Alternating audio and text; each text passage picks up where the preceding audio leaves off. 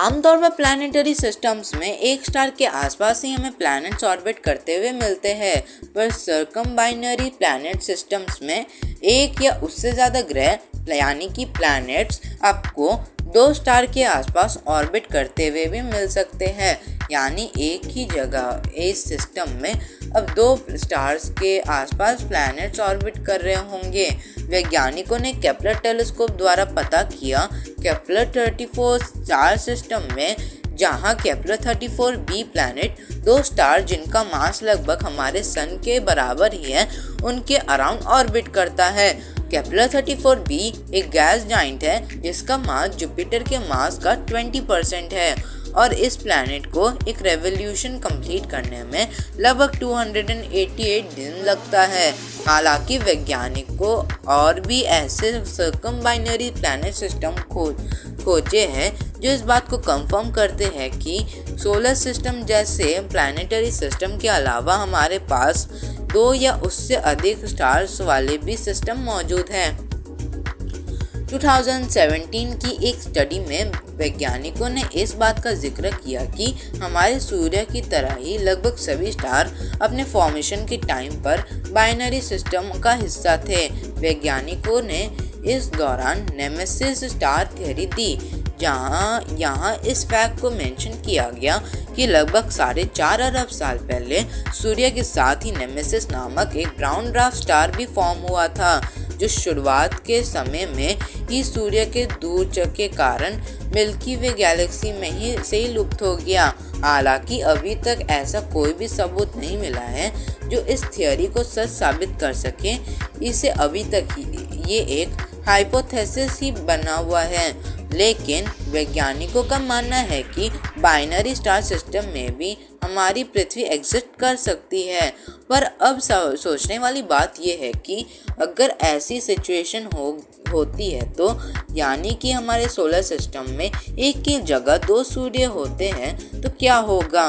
दो सूर्य होने की वजह से इसका पृथ्वी पर क्या असर पड़ेगा और सोलर सिस्टम में क्या स्थिति होगी, चलिए पता लगाते हैं। सोलर सिस्टम की मौजूदा स्थिति यानी करंट पोजीशन को लेकर चले तो ऐसे में सूर्य का कहीं भी होना भारी मात्रा में इंस्टेबिलिटी यानी कि अस्थिरता पैदा कर सकता है, जहां सभी प्लैनेट के ऑर्बिट आपस में मिल सकते हैं और टकराव की संभावना भी बढ़ सकती है। ऐसा इसलिए क्योंकि ऐसी स्थिति में सोलर सिस्टम का सेंटर ऑफ मास कहीं भी शिफ्ट हो सकता है, जो सभी प्लैनेट के ऑर्बिटल मोशन को प्रभावित कर देगा। पर इसका मतलब ये नहीं है कि किसी महाविनाश का होना तय है। बाइनरी स्टार सिस्टम में भी हैबिटेबल जोन्स मौजूद होते हैं, जहां काफ़ी हद तक सिस्टम स्टेबल होते हैं। पृथ्वी के लिए कुछ विशेष स्थितियों में ही जीवन रहना संभव हो पाएगा। अगर कोई दूसरे सूर्य का आकार हमारे पहले सूर्य से अधिक होगा तो गुरुत्वाकर्षण के कारण हमारी पृथ्वी का धीरे धीरे उस सूर्य के पास जाना निश्चित हो जाएगा, जो बिल्कुल भी अच्छी खबर नहीं होगी। पहली संभावना ये है कि पृथ्वी एक सूर्य के आसपास ऑर्बिट कर रहा होगा और दूसरे सूर्य से काफ़ी दूर होगा। पहले सूर्य के आसपास ऑर्बिट कर रहा होगा। इस तरह की स्थिति होना पृथ्वी पर मौजूद जीवन के लिए बेहद खतरनाक साबित होगा, क्योंकि एक समय पर हमारी पृथ्वी दोनों सूर्य के बीच मौजूद होगी।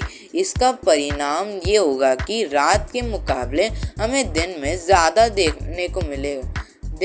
देखने को मिलेगा और यूवी रेडिएशन के साथ पृथ्वी का तापमान भी बढ़ जाएगा, जो हम इंसानों को भारी मुसीबत में डाल सकता है। हमारी पृथ्वी का ऑर्बिटल मोशन तो बिगड़ेगा ही, साथ ही साथ उस स्थिति में मौसम भी पूरी तरीके से बदल जाएगा। कुल मिलाकर देखें तो इस अवस्था में पृथ्वी पर जीवन लगभग असंभव ही साबित होगा। दूसरी संभावना ये है कि दोनों ही सूर्य बाइनरी सिस्टम की तरह ही एक दूसरे को ऑर्बिट कर रहे हो और पृथ्वी उन दोनों सूर्य के आसपास ऑर्बिट कर रही हो। ऐसी स्थिति में कुछ हद तक पृथ्वी पर जीवन बने रहने की संभावना ज़रूर होगी। अगर दोनों सूर्य के बीच की दूरी काफ़ी कम होती है तब हमारी पृथ्वी उन निश्चित दूरी पर होने के साथ ही हैबिटेबल जोन में रह पाएगा, वरना स्थिर होने के कारण हम दोनों सूर्य के काफ़ी दूर हो सकते हैं, जहां हमारी पृथ्वी काफ़ी बर्फ के गोलों से कम नज़र नहीं आएगी। यानी ऐसी स्थिति में जीवन भी नहीं मिलेगा। कैलकुलेशन को ध्यान में रखकर बात करें तो अगर दोनों ही सूर्य की ल्यूमिनोसिटी यानी कि ब्राइटनेस को बराबर रखा जाए तो दोनों सूर्य का मास यानी भार हमारे सूर्य के लगभग 1.7 गुना ज़्यादा होगा। यानी लगभग प्लैनेट को लगाने वाली ग्रेविटेशनल फोर्स काफ़ी हद तक बढ़ जाएगी। वैज्ञानिकों का मानना है कि अगर पृथ्वी की दूरी उन दोनों सूर्य के बीच की दूरी से 4 गुना होगी तो ऐसे में हमारी पृथ्वी महज कुछ बदलावों के साथ स्टेबल ऑर्बिट में ट्रैवल कर पाएगी। अगर सभी प्लैनेट को इन दोनों सूर्य के आसपास स्टेबल रहना होगा तो सूर्य के बीच की दूरी 15 मिलियन किलोमीटर से कम होनी चाहिए। ग्रेविटेशनल इंक्रीज की वजह से पृथ्वी को एक कंप्लीट रेवोल्यूशन लगाने के लिए 280 दिन लगेंगे, यानी कि 280 दिनों में 1 साल पूरा हो चुका होगा। अगर दोनों सूर्य के बीच की दूरी को और कम कर दिया जाए तो दोनों को एक दूसरे के आसपास ऑर्बिट कंप्लीट करने में 10 दिन का समय लग जा सकता है। यानी हर 5 दिन के बाद एक सूर्य हमारे सूर्य के ठीक सामने होगा। पृथ्वी से देखने पर यह सोलर एक्लिप्स यानी सूर्य ग्रहण जैसा दिखेगा, तो लगभग 6 घंटे तक मौजूद रह सकता है।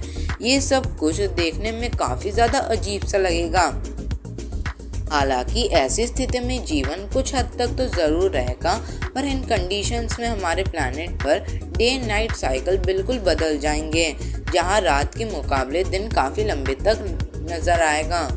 तो आज के इस वीडियो में बस इतना ही। अगर आपको वीडियो पसंद आए तो वीडियो को लाइक करने के साथ साथ चैनल को सब्सक्राइब करके बेल आइकन दबाएं, जिससे कि आने वाले वीडियोस की नोटिफिकेशन आपको मिलती रहे। अब हम मिलेंगे अगले वीडियो में, तब तक के लिए बाय।